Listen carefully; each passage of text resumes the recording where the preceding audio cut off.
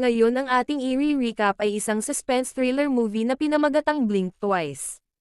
Ngunit bago ang lahat, please subscribe and click the notification bell upang ma-notify kayo sa aking mga paparating na uploads. Nagbukas ang pelikula sa isang dalagang nagngangalang Frida, na naghahangad na maging isang nail artist na may temang hayop, ngunit nagtatrabaho bilang isang waitress. Kasalukuyan siyang nagpo-post ng mga larawan ng kanyang nail art sa social media. Pagkatapos nito ay napadpad siya sa isang panayam ng isang lalaking nagngangalang Slater King, na isang bilyonaryo na tech mogul. Si Slater ay pampublikong humingi ng kapatawaran para sa hindi natukoy na hindi naaangkop na pag-uugali, at inanunsyo ang kanyang pagbibitiw bilang CEO ng kanyang kumpanya. Ibinunyag din niya na bumili siya ng isang isla, kung saan nagtatanim siya ng sarili niyang pagkain at nag-aalaga ng manok. May crush pala sa kanya si Frida, at nagsimulang maghanap ng karagdagang impormasyon tungkol sa kanya sa internet. Bukod dito, nadidismaya si Frida sa kanyang buhay, at sinabing kailangan niya ng bakasyon. Pagkaraan ng mga araw, dumating siya at ang kanyang roommate na si Jess, sa yearly gala ni Slater upang magtrabaho bilang mga waitress.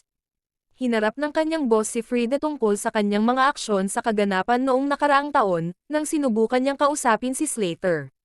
Humingi siya ng paumanhin, ipinaliwanag kung paano siya nilapitan at pinuri ang kanyang mga kuko, ngunit pinayuhan siya ng kanyang boss na manatiling invisible sa pagkakataong ito. Napansin ng dalawang babae kung gaano karangya ang kaganapan, na may mayayamang panauhin na nakasuot ng pinakamagagandang damit. Habang nagtatrabaho, paminsan-minsan ay sinisilip ni Frida si Slater. Maya-maya, dinala siya ni Jess sa locker room, kung saan nagpuslit siya ng dalawang party dress para maisuot nila. Pagkatapos nito, nagsimula silang gumala sa paligid ng party, nakikisama sa mga VIP. Hindi nagtagal, napansin ni Frida si Slater sa di kalayuan, at nagsimulang maglakad patungo sa kanya, ngunit hindi sinasadyang nabangga niya ang isang waiter. Sa nakakahiyang sandaling ito, isang kamay ang naglahad para tulungan siya, at ito ay si Slater. Matapos ipakilala ng dalawa ang kanilang sarili, nagpa siya si Slater na ipakilala siya sa kanyang social circle, simula sa kanyang therapist na si Dr. Rich. Nagbiro si Frida na dapat siyang kumurap ng 2 beses kung siya ay nasa panganib, na ginawa ni Dr. Rich, at sila ay nagtawanan. Pagkatapos ay ipinakilala siya ni Slater sa kanyang kaibigan noong bata pa na si Cody, at ang kanyang security na si Stan. Ipinakilala din siya sa kanyang kanang kamay na si Vic, at ang kanyang mga babaeng kaibigan na sina Heather at Camila. Nakilala din niya ang isang nagtapos sa kolehiyo na si Lucas, isang DJ na nagngangalang Tom, at isang reality TV star na nagngangalang Sarah. Kasunod nito, ang gabi ni Frida ay napuno ng tawanan at alak, at tuwang-tuwa siyang makasama ang kanyang crush. Ngunit sa panahong ito, dumating ang kanyang assistant na si Stacy, at sinabing dapat silang umalis patungo sa isla. Malungkot na nagpaalam ang dalawa, at umalis na si Slater. Ngunit habang nakikipag-usap si Frida kay Jess tungkol sa kanyang karanasan, hindi inaasahang bumalik si Slater at inanyayahan silang samahan siya sa isla, na tinanggap nila. Sa sumunod na eksena, ang buong grupo ni Slater, hindi kasama si Dr. Rich, ay sumakay sa isang private jet patungo sa kanilang destinasyon. Pagdating nila, laking gulat ni Frida sa karangyaan ng lugar. Pagkatapos ay lumabas si Stacy upang kunin ang mga telepono ng lahat, para hindi maabala ang kanilang bakasyon ng mga isyu sa trabaho. Sumang-ayon silang lahat, ngunit medyo nag-aalinlangan si Jess bagamat ibinigay pa rin ito. Dinala ni Slater si Frida sa kanyang silid, na puno ng mga damit na isusuot niya. Pagkaalis niya, naligo siya at naglagay ng magandang pabango na nakita niya sa silid. Habang siya ay magpapalit, isang matandang babae ang biglang dumating, at tumingin sa kanya na parang kilala siya nito. Tinawag siya ng matanda na Red Rabbit, at si Frida ay nalilito, kaya nagtanong siya kung ano ang ibig sabihin nito, ngunit ang matanda ay umalis ng silid nang hindi sumasagot. Maya-maya, lumabas si Frida at nakita si Jess, na nagulat na may mga damit na para sa kanila, kahit pa man naimbitahan sila sa huling minuto. Ngunit itinuring ito ni Frida bilang isang perk ng pagiging mayaman. Pagkatapos ay nakilala ng dalawa ang iba pang mga babae, na lahat sila ay nakasuot ng magkakatulad. Walang sino man sa kanila ang nakapansin ng kakaiba, at sila ay nagpatuloy na sumama sa mga lalaki sa pool. Habang nandoon, patuloy na nakikipagpalitan ng tingin si Frida kay Slater, ngunit agad siyang nilapitan ni Sarah. Sinubukan ni Sarah na mag-flirt, ngunit tila hindi interesado si Slater, at pinananatili ang kanyang pagtingin kay Frida. Kasunod nito, binigyan ni Slater si Frida ng paglilibot sa lugar, at ipinakita sa kanya ang isang pambihirang bulaklak na pinangalanang Desideria, kung saan ginawa ang kanilang pabango. Ibinunyag din niya na ang isla ay may mga lash vipers, na sinusubukang lipulin ng mga manggagawa. Pagkatapos ay nagbukas siya, inamin na halos wala siyang naaalala tungkol sa kanyang buhay bago ang edad na 10. Ito ang dahilan kung bakit binibisita niya si Dr. Rich, na dalubhasa sa mga pinipigilang alaala.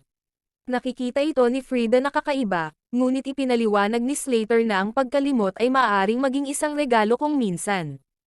Habang nagpapatuloy sila sa kanilang paglilibot, nakasalubong nila ang assistant na si Stacy, na may dalang ilang pulang gift bag.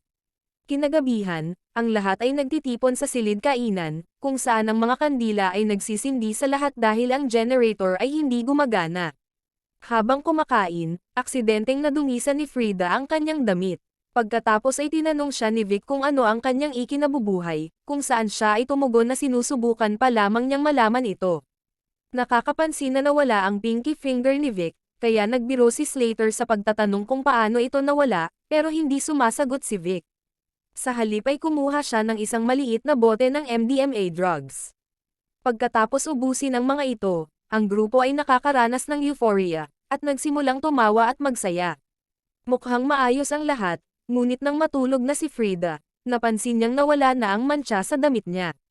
Nakikita niya itong kakaiba, ngunit hindi masyadong iniisip ang tungkol dito. Sa mga sumunod na araw, umiinom sila ng bottomless na champagne, at lumangoy sa pool sa araw, na sinusundan ng mga gourmet na hapunan at droga sa gabi. Isang gabi, napansin ni Slater ang peklat sa tabi ng mata ni Frida, at tinanong niya kung ano ang nangyari, ngunit wala siyang ideya. Pagkatapos ay tinanong siya ni Slater tungkol sa kanyang mga kuko. Tumugon si Frida sa pamamagitan ng pagpapaliwanag sa kanyang maliit na brand, ang Nail Malls, na isang kombinasyon ng mga salitang animal at nails. Tila sumang-ayon si Slater sa sagot, ngunit bigla siyang nagdahilan at umalis. Dahil sa pagmamadali, nakalimutan niya ang kanyang vaporizer.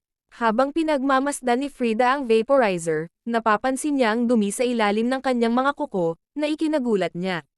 Kinaumagahan, nang ibalik ni Frida ang vaporizer, nakita niya si Slater na umalis sa kanyang therapy session kasama si Dr. Rich. Binati ni Frida ang doktor at ipinaalala sa kanya na ipinakilala sila ni Slater sa gala, pati na rin ang biro tungkol sa pagkurap ng 2 beses. Ngunit kinakabahan na sumang-ayon ang doktor sa kanya, bago mabilis na lumabas ng mansyon na may dalang pulang gift bag. Isang gabi, lahat ay sumasayaw at nagsasaya, hanggang sa marinig nila ang hiyawan, dahil nakagat ng ahas si Jess.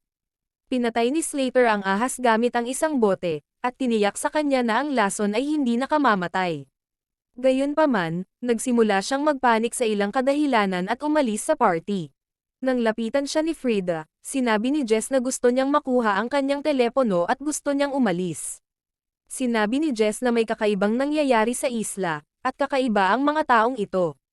Gayunpaman, tumanggi si Frida na umalis, at sinabing sa unang pagkakataon sa kanyang buhay, hindi siya nakakaramdam ng pagka-invisible, at ito ang bakasyon na lagi nilang ninanais.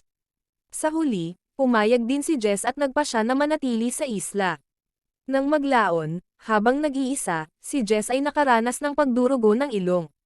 Kinaumagahan, sinimulan ni Frida ang kanyang araw sa pamamagitan ng pagligo, at paglalagay ng parehong pabango. Pagkatapos ay naglakad-lakad siya, kung saan may nakita siyang pulang gift bag na nakalatag sa sahig sa harap ng isang silid. Nagtatakang pumasok si Frida sa silid, at natuklasan ang napakadami na pulang gift bag sa loob. Sa sandaling iyon, dumating ang matanda, at sinimulan siyang tawaging Red Rabbit. Binigyan din niya si Frida ng kakaibang berdeng likido, na hinigop ng huli ng walang pag-aalinlangan. Ngunit mabilis na itinuro ng matanda ang ilang ahas, na nagpapakita na ang likido ay ang kamandag na nakuha mula sa lahat ng mga ahas na kanilang nahuli. Dahil dito, si Frida ay galit na umalis sa silid. Sa sumunod na eksena, may kakaiba siyang panaginip kung saan nakita niya si Jess na may hawak na kutsilyo, at hinihiling na itago ito. Nang magising si Frida, hindi maganda ang kanyang pakiramdam, at ang kanyang hitsura ay nakakuha ng atensyon ni Sarah.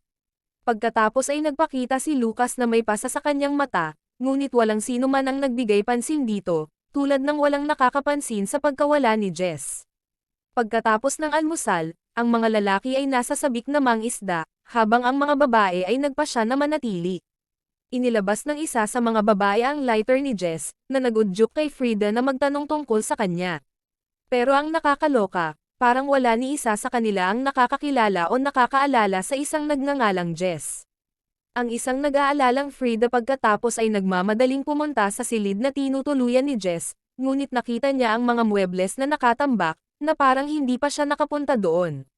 Pagkatapos ay tumungo si Frida sa kanyang silid, kung saan nakakita siya ng kutsilyo sa likod ng salamin. Maya-maya lang, lumabas si Sarah na hawak ang lighter na may pangalan ni Jess. Iginiit ni Frida na narito si Jess, ngunit sinabi ni Sarah na maaalala niya kung may ibang tao na naruroon. Sinabi ni Frida ang tungkol sa mga kakaibang kaganapan na nangyayari, tulad ng kung paano siya palaging nagising na may dumi sa ilalim ng kanyang mga kuko. Nagpakita rin si Sarah ng pasa sa kanyang braso, at hindi niya alam kung paano niya ito nakuha. Inamin niya na sa grupong ito, si Cody lang ang kilala niya, na lumapit sa kanya sa isang coffee shop at nag-invite sa kanya sa isla.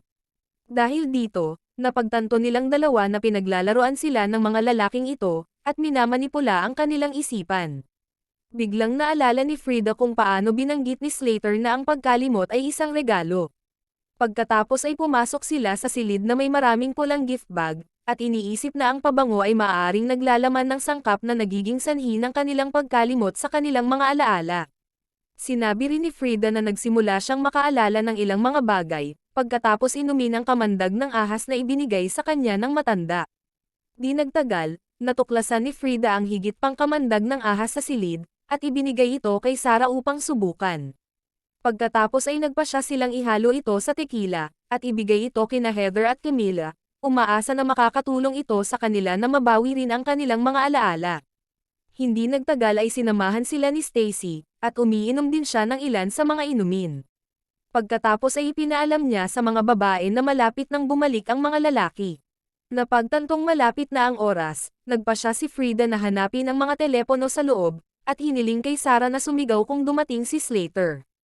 Hindi nagtagal, nagsimulang mag-nosebleed si Sarah, tulad ng nangyari kay Jess bago siya nawala.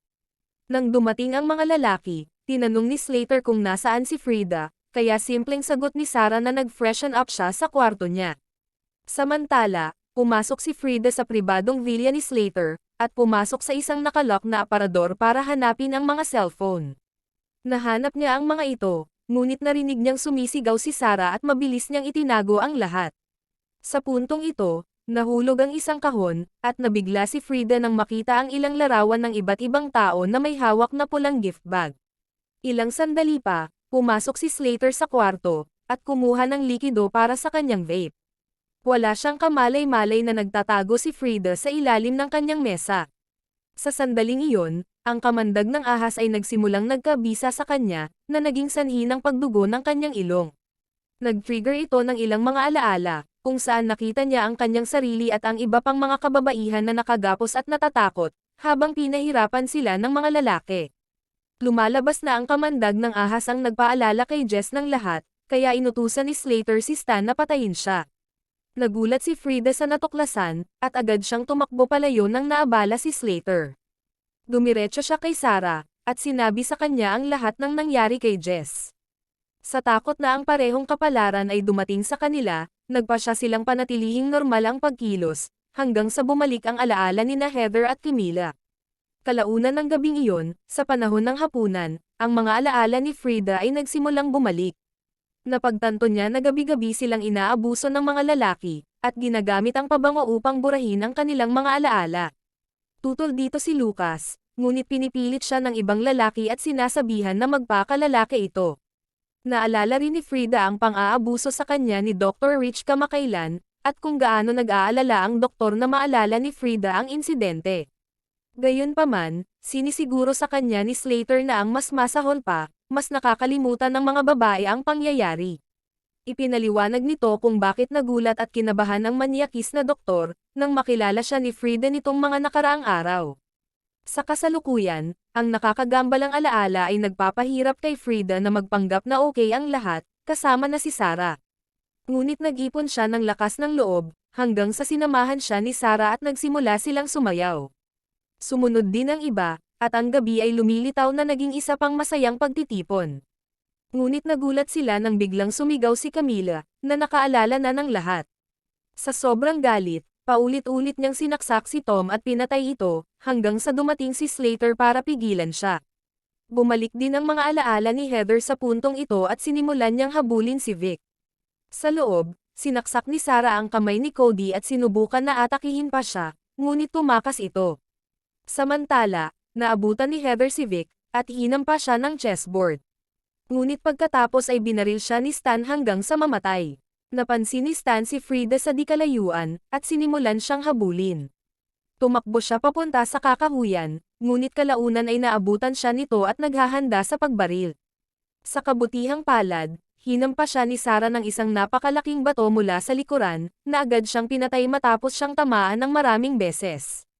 Samantala, kinaladkad ni Lucas ang isang malubhang na sugatan na si Vic, at nakatali na si Camila, sa pribadong villa ni Slater. Si Lucas na gumagamit ng pabango tulad ng mga babae, ay hindi naiintindihan kung ano ang mga nangyayari at nagsimulang magpanik.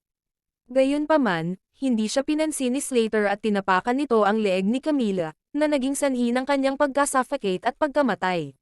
Sa ibang lugar, si Frida ay naghahanap ng kutsilyo sa kanyang silid, nang dumating si Stacy na halatang distressed.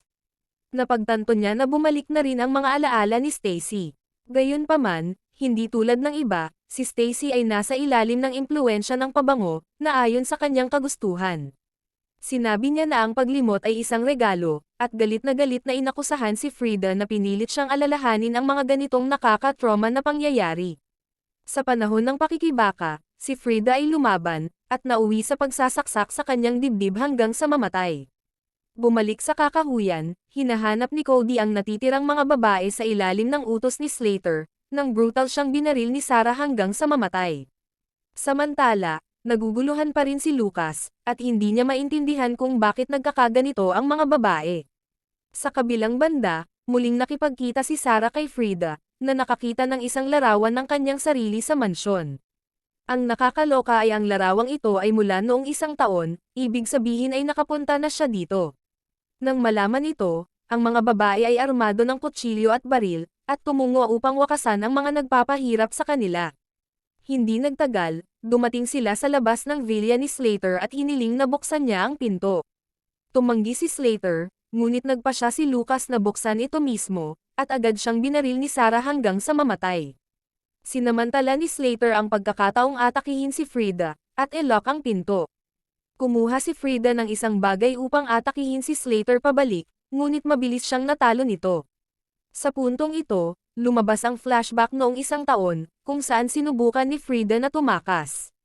Nahulog siya sa isang bato, na nagdulot ng sugat sa kanyang mukha na kalaunan ay naging peklat. Sa araw na iyon, pininturahan ni Frida ang kanyang mga kuko ng disenyo ng Red Rabbit. Naalala rin niya na siya ang kumagat ng pinky finger ni Vic noon, dahilan para maputol ito. Sa kasalukuyan, ipinaalam ni Slater sa isang nakatali na si Frida, na ang sangkatauhan ay magiging malaya sa pagdurusa at sakit, kung makakalimutan lang nila ang kanilang mga trauma. Hinikayat niya itong sumama sa kanya, maglagay ng pabango, at iwanan ang lahat. Habang si Slater ay patuloy na nagsasalita, si Frida ay tahimik na nagsimulang palayain ang sarili, gamit ang isang tipak ng salamin.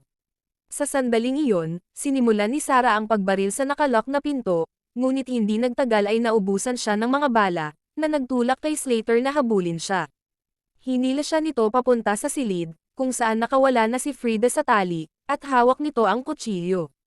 Kumpiyansa na kinuha ni Slater ang kutsilyo, at natatakot si Frida na papatayin siya nito, ngunit sinabi ni Slater na hindi niya gagawin iyon dahil siya ang kanyang matalik na kaibigan.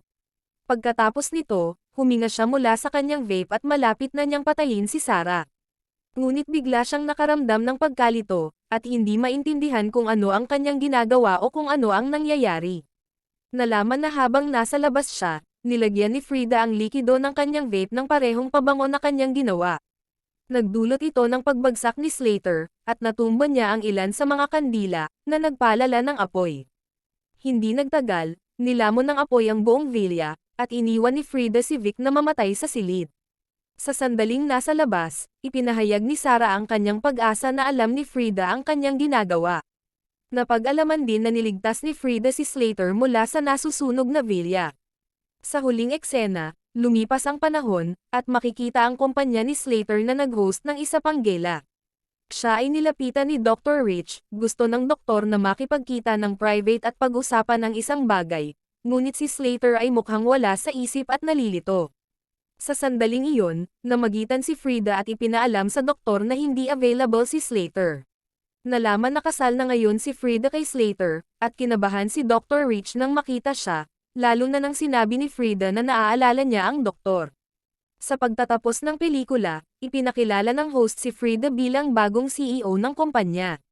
Nilalagyan ni Frida ng droga ang vape ni Slater, upang panatilihin siyang wala sa sarili, nalilito, at laging sumusunod sa kanya. At dito nagtapos ang kwento. Hanggang sa muli, maraming salamat sa panonood.